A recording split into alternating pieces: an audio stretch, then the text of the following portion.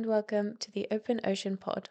On this podcast, we welcome everyone to learn more about ocean science and the different career pathways into the field.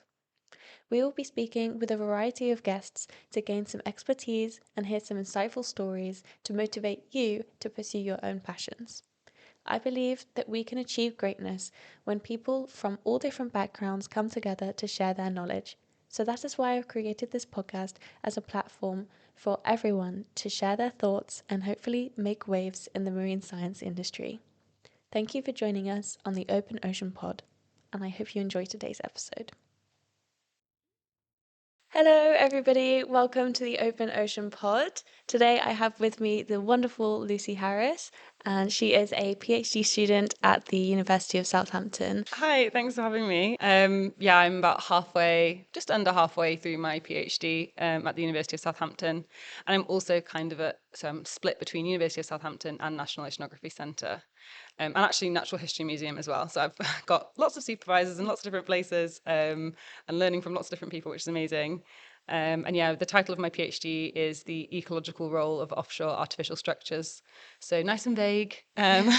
Still don't quite know what I'm going to be doing with everything. But yeah, really interesting field and excited to chat about it today. Amazing. And we will dive a little bit more into what that title means in this episode. But to give the audience a little overview of who you are and what you do, the first question is, what is your field and why did you choose it? I guess I could probably say that now I have fairly regularly worked in the deep sea ecology field. So I've been working since my master's in and around deep sea ecology. And that's probably the best way I can describe it. But that has varied from all the way down in abyssal depths, looking at the Clarion-Clipperton zone as part of the kind of deep sea mining analysis. Now I'm looking at more kind of continental shelf ecosystems, so not too deep, but still below that 200-meter threshold a lot of the time. Yeah. Looking at how marine communities are changed with the introduction of artificial structures like those we see with oil and gas and offshore wind. And I've also been looking at deep sea pharmaceuticals as well. So I've been working in deep sea stuff for the last 3 years-ish, which has been really fun. And yeah, really recommend to anybody who's a budding marine biologist, take a look at the deep sea. It's awesome. Amazing. And just a little overview into your why, what captured the interest in the deep sea for you? Sorry, I didn't really kind of going into my master's. And originally, I was doing geology for my undergrad, so I was more kind of interested in that kind of more physical environment. Yeah. And then as time progressed, I got into oceanography, and when I got to that as well, I wasn't particularly focused on like deep sea or anything. Okay. But I think so. I had a really inspiring lecturer called John Copley, who, if any of your listeners want to look him up, he's got lots of media and things out there on the Infinite Monkey Cage, and he's got a website about the history of deep sea exploration as well, which is really cool. But yeah, I had him as a lecturer, and I just was really fascinated by all the topics that he was bringing up, and they were so varied and also so many unknowns. So I started to kind of really enjoy that kind of environment of the level of unknowns. And then I don't know, I also in the kind of like Blue Planet episode of, I think a lot of deep sea marine biologists get a bit annoyed by like the plinky plonky music and then these like weird alien creatures like coming out of the darkness. And like your anglerfish from Finding Nemo and stuff, but I kind of love all that. I think like it is alien and it's so far removed from us, and it doesn't feel like anything to do with the planet that I live on, but it's still here. And then in addition to that, we're seeing now people really try and access the deep sea more and more, both for kind of tourism purposes and things. So you're seeing people going down submersibles a lot more, but also for exploitation. And so it's really important that we get to know our deep sea better. We get also other people to know our deep sea even more, because that's going to help maybe protect it and maybe produce conservation strategies that can help us sustainably exploit that area if we need to, or just leave it alone. But yeah, we're very, very in the early stages of deep sea exploration in that sense. But yeah, it's just a field of just so many unknowns, and I love that. So for the next question, I would like to dive a little bit more into your educational background. Okay. So you said that you started with geology. How did you progress into where you are now in environmental science? So I kind of picked geology from school because I didn't really know what to do, and I knew I liked biology and I knew I liked geography. And we didn't have a geology topic at school, and I kind of thought that integrated both of those things. I think upon reflection, geology maybe wasn't the field that I thought I would kind of really enjoy. I think it was for me a little bit too. Um, I guess like in the mining and engineering side of things, which I do enjoy, but it's just not kind of where my interest lies. So after I finished my geology degree, I was like, oh gosh, I don't know what to do. I don't want to go and work on a mine. I don't want to go into engineering. Don't want to go and work in oil and gas or anything like that. So I was a bit like, I'm not sure what to do. So I was like, okay, well, I do like the environment. Why don't I see if I can protect it and go into something like environmental law? So I did a law conversion. My parents were very thrilled I was going to be a lawyer. And then finished that, went to go and work in a law firm for a bit. And yeah, it wasn't really for me, to be honest. And I kind of realized, and lockdown kind of all that happened. And I realized, you know what, I need to go back to my science roots. And whilst I really enjoyed that, it was, yeah, just not day to day, the kind of thing that I saw myself doing long term. So then I did the Oceanography Masters here at the University of Southampton and just was like, yep. So I'm a big advocate for changing your mind. And taking convoluted routes to wherever you get, because actually none of it's a waste of time. Having a geology background and looking at ecosystems is a really big advantage for me, because I get to look at kind of sediments, and I was doing a lot of work with kind of like microbes during the pharmaceutical aspect of my research. So that was all really intertwined. And then working within the law industry or legal industry has allowed me to really dive into really interesting advances in deep sea exploitation, like how the International Seabed Authority are going to be committing to exploitation regulations in the next few years. The biodiversity beyond national jurisdiction legislation that came out. It's not been ratified yet, but it came out last year, I think it was, or the year before maybe. So yeah, it's been really interesting to kind of bring all of those aspects of my education together in the deep sea. And I think maybe that's also another thing that kind of brought me to the deep sea, was that I kind of got to play with everything that I'd learned in the past and maybe thought I was never going to use again, but actually have done. Your master's at Southampton, how was that? Like you said that you found it and it was like great, but like how was the process of going through your master's? Was it like, did you find it quite easy because you've done like different school before, or is it Yeah. like, No, definitely okay, not. It wasn't easy.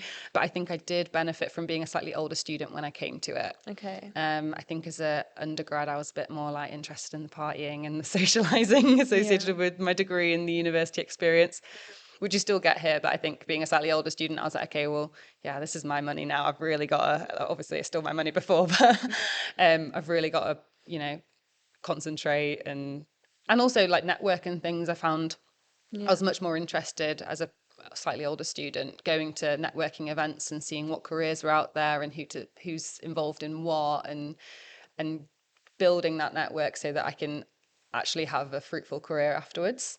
Whereas I think when you're like 19, 20, it's just a bit like, it'll work out. So yeah, I think that benefited. But yeah, it is hard work. And I think the other thing that really helped me was that I finally found a field that I was super, super interested in.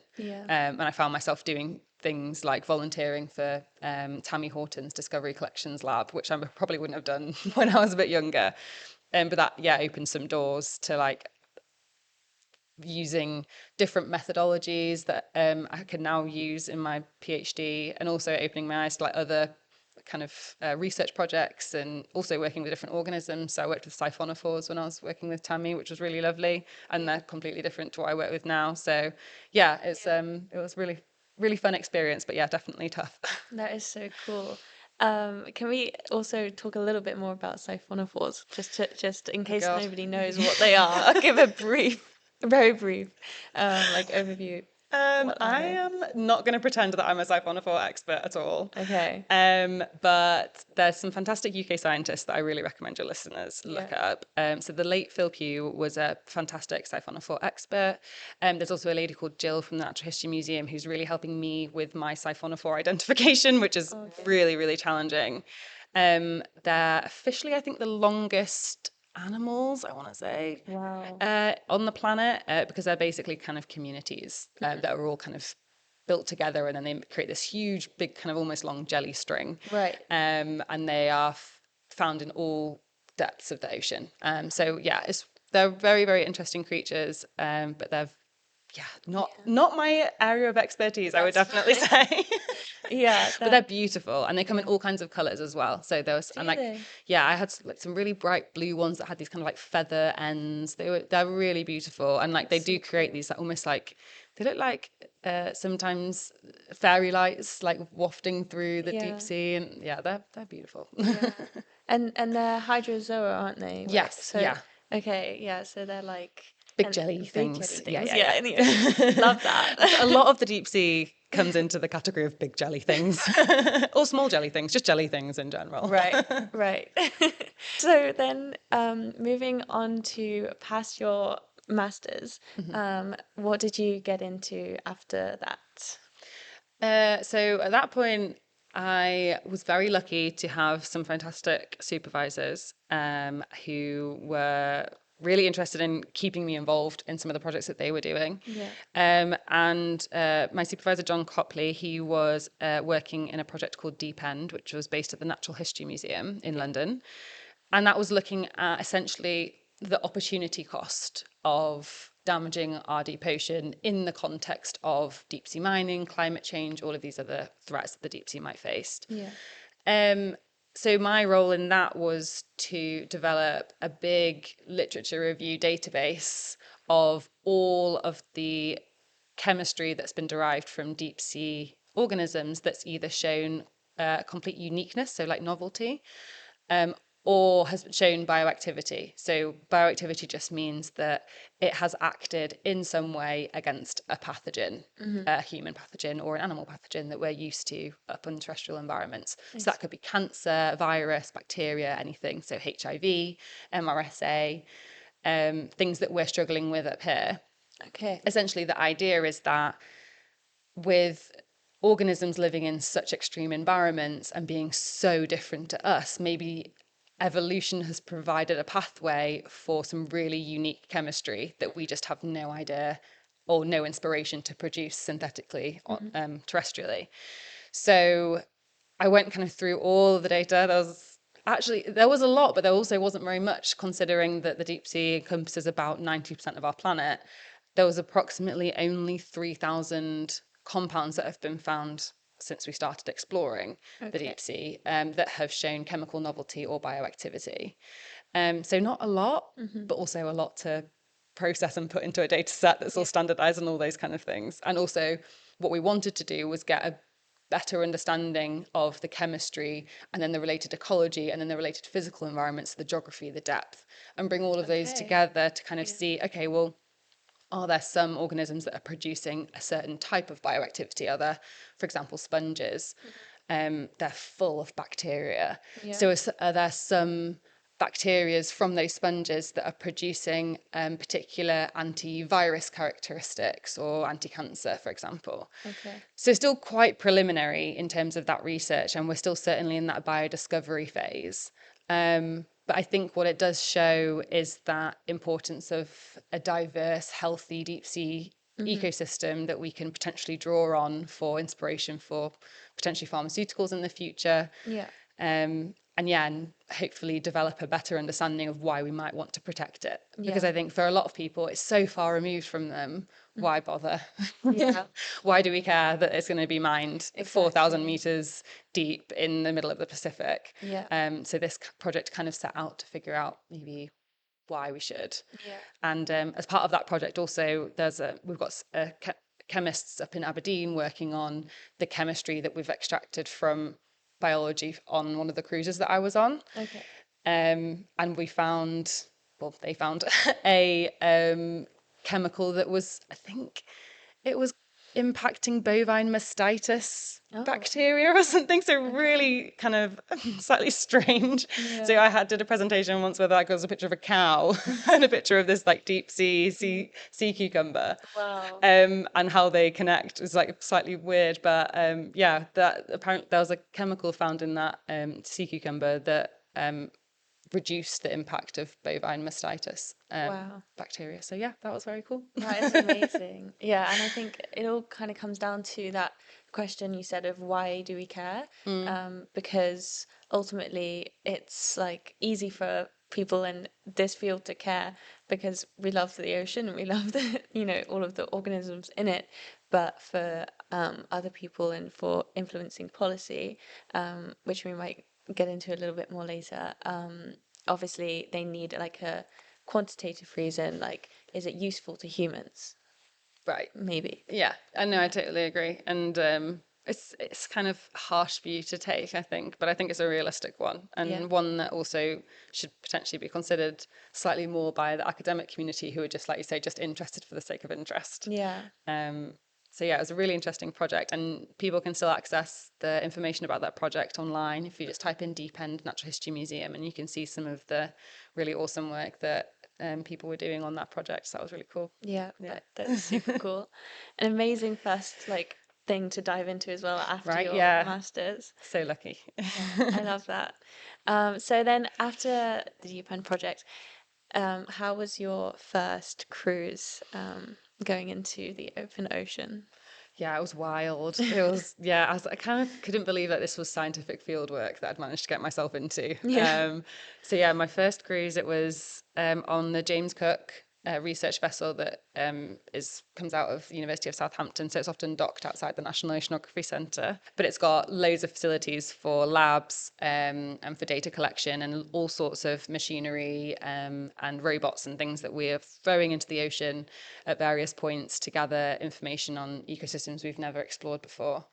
So as part of the Smartex project, which again, listeners can go online and have a look at what Smartex are doing, and they've just released an incredible paper about the recovery of an area post mining. So that's been quite cool. But yeah, me and a group of scientists, I think there's probably about 30 of us, scientists, and we all went out. So I think it took about 7 days. It took at least a week to get out to the Clarion-Clipperton zone. And we were docked in Costa Rica, sadly. Oh no.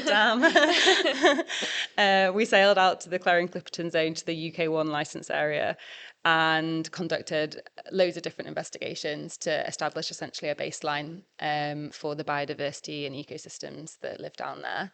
And that's to better inform academia and science about what lives in these environments, but also to help better understand what we might lose if we mine, or how we might be able to go about strategizing some kind of conservation method that would threaten these ecosystems a bit less.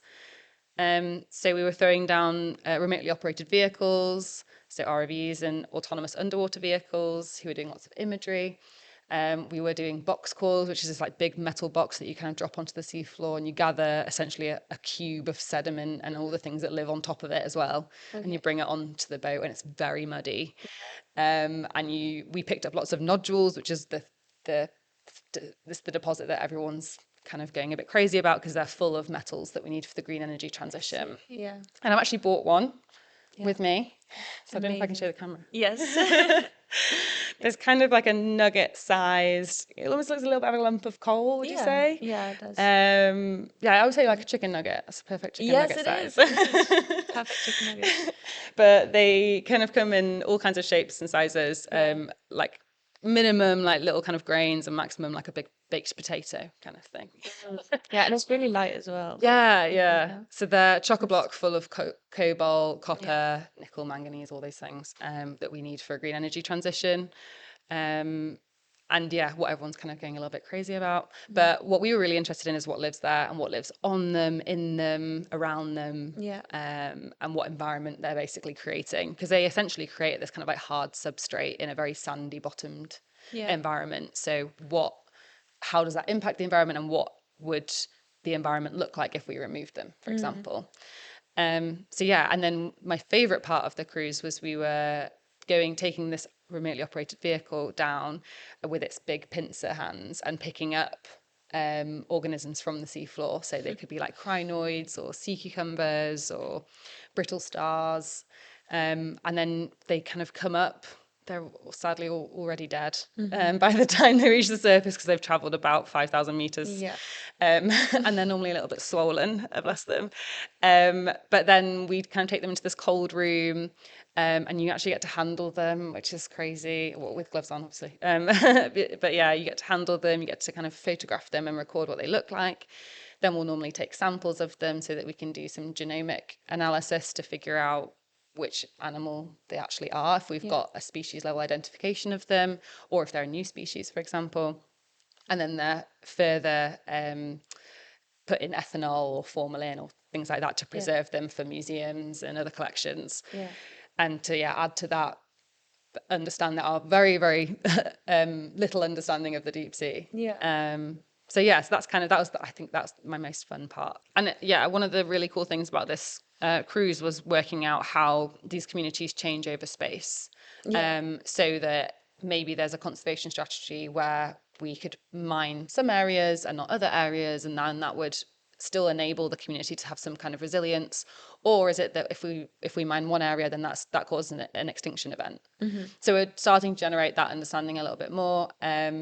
Still very data sparse and all that kind of thing, and it's really difficult, particularly kind of with this like shifting baseline phenomenon, which I'm sure other people have spoken about on the podcast. But we're going down often into marine ecosystems and trying to get an understanding of what that baseline ecosystem is before we go and impact it. But that ecosystem baseline might already be depleted, damaged from other activities that we've been doing in the past. So yeah, it's all a big question mark, but it's a very dynamic and interesting one at the moment, particularly in the context of deep sea mining, which is rapidly building up at the moment. Yeah, definitely. It's kind of like I guess like an arms race to, protect it before it does get exploited. Like you said, the baseline is changing. Yeah, but then it's also like such a catch-22 because very little deep sea research is funded because it's so expensive to go down to these areas. So the prospect of deep sea mining has actually enabled a lot of scientific understanding to develop. So it's really, it's like a really, and I love kind of this space, and I found myself working in the space of like industry and academia. And it does feel like that really interesting gray area of like ethics and science and communication and policy and all these different things that are really interesting at the moment, particularly in the deep sea. Yeah, that is so cool. So let's talk about a little bit more about your current research. Yeah, what are you up to? Like I said at the top, so my PhD title is the ecological role of offshore artificial structures. So super vague, but essentially the crux of the project is working with an oil and gas company to access their data when they're going down and they're doing inspection, repair, and maintenance surveys with remotely operated vehicles a lot of the time, or sometimes AUVs, sometimes even people. Accessing that data and then using it to better our understanding of how these structures impact our deep sea marine environment, particularly around the UK, which I love. And we have very interesting deep sea marine environments. We have an abyssal plain just off the coast of Ireland called the Porcupine Abyssal Plain, and no one knows that, and it's really cool. But anyway, so my project is largely focused on looking at pipelines and how pipelines are impacting the communities that live in and around them. Kind of around Shetland area. But it's been really interesting because, working with industry to develop some unique scientific outputs is really cool and exciting. And I think it's important as well that we engage with industry, and we can't just ignore or alienate them because it's happening. So, and actually having access to their data is incredible because we spend an awful lot of money on these cruises trying to go out to remote areas, but they're already there. They've got years and years of footage of their infrastructure. So it's a really unique opportunity to observe the deep sea. Essentially, the PhD will be looking at pipelines mainly, but also a bit of cables, bit of infrastructure, like bulk materials, so around wind turbine platforms as well. Okay. And seeing how all of these are impacting the environment, because essentially they're introducing, again, similar to the nodules, this hard substrate in an often sandy bottom environment. Okay. So we're potentially seeing the replacement of the ecosystems that are more kind of detrital oriented deposit feeders to these hard substrate attached filter feeders, for example, like anemones and things like that. So seeing how both the community change, but how that also changes the ecosystem and the services that could provide. So there's a whole group of people working on that at the National Oceanography Centre, and I'm working on a very, very small part of it.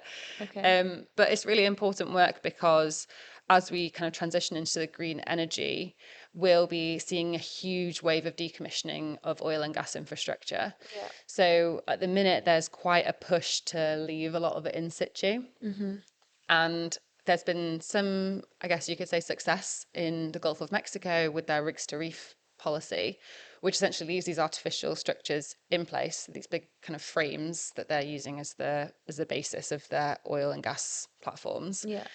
And you can see from the imagery that they do all these like beautiful encrusting corals and loads of schools of fish, and fisheries are benefiting from these areas as well, because you get kind of that you get more fish as well, Right. expanding into their fisheries and all that kind of stuff. So that's like amazing. But the kind of other side of that is that we're potentially introducing a lot of invasive species. Right. Like I say, we're potentially changing the ecosystem functioning of the area. It might not be appropriate in loads of circumstances. There's potentially pollution involved as well, and also overcrowding. So one of the facts that I love to throw out there is that approximately 2,000 wind turbines are required for the same output of a single oil and gas platform. Wow. So think about that in terms of marine space. Yeah. And the benthic communities, so the seafloor communities that will be impacted by all of those turbines that we need for a net zero scenario. It's going to be a lot. Okay. And it might require a lot of different trade-offs as well with other communities like fishers and tourism. And so it's going to be a crowded marine space, and we need to kind of think about that a bit more, particularly in terms of decommissioning. I see. I see. So, in terms of trade-offs, you have the decommissioning of the oil and gas structures, and then you have more wind turbine potentially, which leads to more pipelines or more cables? Cables, yeah. More cables. Okay. The pipelines is the oil and gas. Right, yeah. And Okay. you can also sometimes repurpose those for carbon capture and sequestration. I see. So Okay. there's also lots of ways that we could potentially reduce our spatial impact by repurposing, recycling all the infrastructure that we still have in place, or that we could remove and repurpose for the green energy transition. So there's lots of, but this is all the kind of the big discussion that we need to have. And yeah, like I say, I'm a small part of a wider team that's producing the science that could actually contribute to a much more sustainable strategy as we transition into green energy, which is very rapidly approaching. Yeah. Yeah, definitely. As there's more and more pressure like on the Yeah. government to, meet the promises and the goals that they've said that they would keep. So yeah, wow, that's like it really ties in everything. Yeah, And like it's wild. yeah. It's a crazy ride. I feel like I'm like touching on loads of different research areas, which is really fun. And I think that's also something that I'm loving about this kind of early stage in my career, is just like really diving into all kinds of stuff and then figuring out later down the line whether or not it's actually relevant to what I'm going to be doing. And I tend to find out that in some way it is a little bit. Yeah. Yeah, and I think it's reassuring to hear as well because like obviously as an undergraduate student and even before you go to uni, it's like very pushed on you to know exactly what you want to know about and what you want to do, and like people just asking you all the time like what are you interested in? Yeah. And I think there are a lot of people like me out there that's just like I am interested in a lot of different things. Yeah.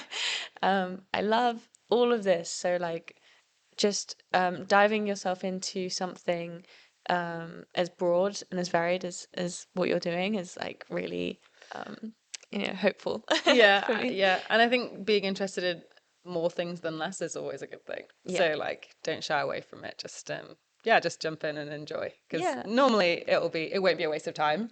And you never know, you might find something else that's even more interesting to you. Yeah. exactly. Just ride the wave. Yeah, right, yeah. If you had the opportunity to, make a big change in this field, like what do you think would be great to improve? Like, for example, the data collection, or improve the processes that you're doing now for your research. Oh, that is hard. I mean, fundamentally, and I think it's probably most researchers' answer is funding. And it means that these amazing brains in academia are spending more time writing grant proposals than they are the actual science. So we kind of end up not really getting as far as we could, and also limiting the opportunities for us to further develop younger scientists as well. Because if you've got a short amount of time, then you might not want to bring in less experienced scientists, because they might not actually be able to output the stuff you need in that short amount of time. Yeah. Um, so it's a real challenge, and I think particularly in deep sea, like I say, it's slightly weird, but like the introduction of deep sea mining has meant that more funding's gone towards deep sea exploration. Yeah. But areas that are much further removed from us, that are harder to get to, that require a lot more technology to get to, and personnel and different skills, means that these projects are particularly expensive. So yeah, so it's really challenging, but it is getting better. Like we're starting to see more cruises, and more data come out of the deep sea. Yeah. But more funding would be lovely. Yeah. And that's when I guess your social community within your country or around the world has to start to kind of be putting their hands up and saying, no, we really want to know more about this. We want to know how to protect our environment. And the only way that's going to happen is if they have access to it through all kinds of media like your podcast and things like that. So that's amazing. And start to push governments to say, oh no, we need to prioritize this kind of science. And I Yeah. mean, obviously I'm biased towards the deep sea, but that can apply to every ecosystem on the planet. Exactly. Yeah. And maybe people don't really realize like the research and the science that goes into it until it's gone. And obviously changes in policy really highlight that. So, yeah, that is why science communication is so important. Exactly. Really passionate about that. Um, if you had any resources available to you, what would be your dream project that you could just... Oh, I gotta go to Antarctica at some point. Cool. I just see the most incredible pictures from my friends who've all been there, and Yeah. like the samples that they bring back, like everything is so big and charismatic, like even the worms are massive and things like that, because it's just so nutrient rich. Yeah, I would love to do that. That would definitely be a dream project for sure. Do you have any advice for our, undergraduate students if they're coming into marine science, you know, early on? Like, what would you give them some advice about? I think one of the things that I maybe didn't appreciate when I was in my undergrad versus my master's, is engaging with the wider scientific community. So if you're finding something interesting, go and ask that scientist Yeah. whose paper you've read, what they think of something, or if they want to grab a coffee or something to discuss their research. Because 9 times out of 10, they're just thrilled that someone else is interested in what they're researching. Yeah.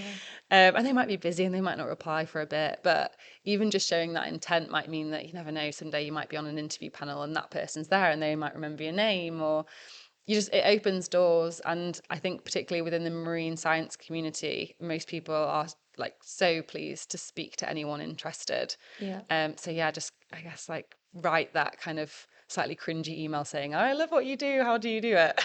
Yeah. Because yeah, most people will probably reply and say, oh, let's talk more, or like thanks at the very least. Yeah, exactly. Yeah, everyone loves a bit of, a compliment and a Right, bit of yeah, yeah. flattery. And also on like the flip side of that, there is so much, so try not to be overwhelmed. Yes, true. Because like I was saying earlier, when you are so interested in like a bunch of things, you're just like, I just love marine biology in general. Um, it is a lot to kind of say, oh my goodness, there's so many papers to read, like so many people to speak to. So yeah, maybe just, do you have any advice for like where to start? I mean, like podcasts like this are so fun because you get to kind of hear scientists' perspectives of their different fields, and maybe you can see something that appeals to you a little bit more based on what they've said. So I also loved the deep sea podcast, if you've ever listened to that. That's really fun. So obviously I'm deep sea, well, I am biased, but that was one of the things that actually kind of also drew me in a little bit. I was like, oh, well, this sounds like a really interesting field and something a bit different as well. So I think these kinds of mediums that are slightly less specific and maybe slightly more general and give you that overview are probably a nice place to start, and then you can start to kind of go down the rabbit holes of whatever you want to investigate more. But I think podcasts, your blue planets are just so beautiful to watch, and people have spent a long time writing the scripts and making sure that imagery is just absolutely perfect and representative of that environment. Although I do have to say, I hate to crush people's dreams, but the anglerfishes, they're not big, they're tiny. They're the biggest one is the size of a football. And the other ones you can hold in the palm of your hand, they're actually really cute. Yeah. So not bigger than a human. No, definitely not. But I think start off gentle and sit in on a chat with two people who are doing a podcast, and then go for whatever you fancy. Yeah, I also wanted to add on to that, Into the Deep by Knox is a good podcast. Really good one. I love it. It's good. They have tons and tons of episodes. So don't be afraid to have a look at all different kinds of media. Yeah, even if it's physics or chemistry or something, you're not that oh gosh, I don't think I could do that. It might just be the thing that you're oh, actually, that does sound interesting. Yeah, if you're pressed for time, it's really easy to just throw a video or a podcast on in the background, and you're I don't know, folding your clothes or whatever, cooking dinner. And just see what resonates with you. I think that's some really good advice. And then finally, I want to ask you, what is your favorite species and why? It's a toss-up, and they're both sea cucumbers. But so the Amphorema, or sea pig, is this lovely little. They do look like little piglets. Yeah, they kind of but with more legs and more jelly, and very much smaller. So they're kind of pencil case sized, I guess. They do this lovely moonwalk backwards as they snuffle at the ground, and they're a pink color. So we found one and we called it Barbie Pig. Oh my on a cruise. So you can Google Barbie Pig, and she'll come up and so beautiful. So it's a toss up between that and also the first ever deep sea animal I held was this beautiful Cycropotes, which again sea cucumber, but they're deep purple, and they have this little sail that keeps them balanced on the seafloor. Yeah. And I just remember holding it, and I was just this is crazy. This animal's never seen a human before. It's never seen light before. Yeah. And it's been plucked out of its deep sea environment and brought up all these different pressure zones to the surface, and then it's being held by me in a slightly smelly hot lab on the Southampton Uni dock, and it was just quite surreal. But I was this is the field for me. So maybe it has to be Cycropotes. Yeah, the first love. Yeah, exactly. Oh, I love that. Do you know if there are any pictures that? Or is it very... on the Smartex website, you can see pictures of all these animals, because they're all found at abyssal depths in the Pacific. But the Cycropotes actually was found in the Porcupine Abyssal Plain just off the coast of Ireland, which is crazy and exotic and interesting. But off the coast of Ireland. Who would have thought? Exactly. I know, that's so amazing. I'm going to try and post, put some of the images of the species on the podcast for see all the crazy stuff we bring up from the deep. Yeah, that's so cool. Well, thank you so much for coming on. You've had some amazing insights, and I'm really excited for our listeners to hear this episode. Thanks so much. It's been a pleasure. Thank you for joining us on the Open Ocean Pod today. Make sure to leave a like or comment if you enjoyed. And don't forget to check out our Instagram or LinkedIn pages for any updates, and if you have any requests or feedback, we'd love to hear it. Listen on YouTube or Spotify next week for another insightful episode. See you next time.